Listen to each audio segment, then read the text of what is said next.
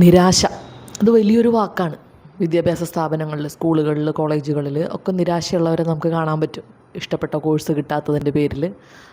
അതുപോലെ ബാങ്കുകളിൽ നമുക്ക് പലിശ, ലോണ്, അത്തരം കാര്യങ്ങളിലൊക്കെ നമുക്ക് നിരാശയുള്ള ഒരുപാട് മനുഷ്യരെ കാണാൻ പറ്റും.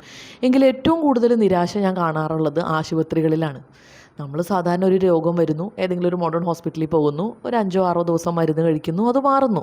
ഇതാണ് നമ്മൾ പ്രതീക്ഷിക്കുന്ന ഒരു രീതി. പക്ഷേ ചില അസുഖങ്ങളിൽ, ഒരുപാട് രോഗങ്ങളുണ്ട് അങ്ങനെ, പക്ഷേ ചില രോഗങ്ങളിൽ നമുക്ക് അങ്ങനെ ഒരു സിമ്പിളായിട്ടുള്ള ഒരു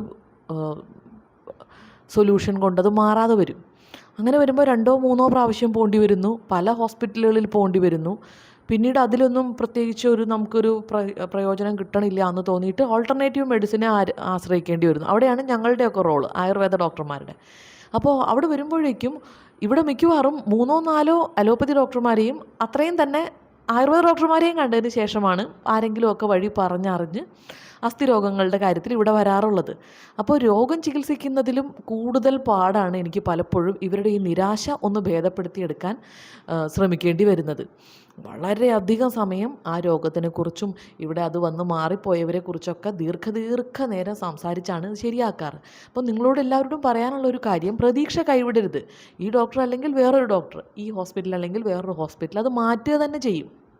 അപ്പോൾ അതുകൊണ്ട് ഇനി ചില രോഗങ്ങൾ പൂർണ്ണമായും മാറ്റാൻ പറ്റാത്തവയുണ്ടെങ്കിൽ പോലും നമ്മൾക്ക് ജീവിതകാലം മുഴുവൻ പെയിൻ സഹിച്ച് ജീവിക്കേണ്ട അവസ്ഥ ഇല്ലാത്ത വിധത്തിലാക്കാൻ തീർച്ചയായിട്ടും പല വഴികളും ഉണ്ട്. അപ്പോൾ നമ്മൾ അവിടെ ഇവിടെയെല്ലാം കേൾക്കുന്ന ചതിക്കുഴികളിലൊന്നും ചെന്ന് ചാടരുത്. അത്ഭുതം, ദിവ്യം എന്നൊക്കെ പറയുന്ന പല തട്ടിപ്പ് കേന്ദ്രങ്ങൾ ഇഷ്ടം പോലെയുണ്ട്. അപ്പോൾ അതിൽ ഒന്നും ചെന്ന് ചാടാതെ കറക്റ്റായിട്ടുള്ള ഡോക്ടർമാരുള്ള സ്ഥാപനങ്ങളിൽ ട്രീറ്റ്മെൻ്റ് എടുത്ത് അത് മാറ്റി എടുക്കാൻ ശ്രമിക്കുക. പിന്നെ എപ്പോഴും എല്ലാ ഡോക്ടർമാർക്കും എല്ലാ രോഗങ്ങളും മാറ്റിക്കൊള്ളണമെന്നില്ല.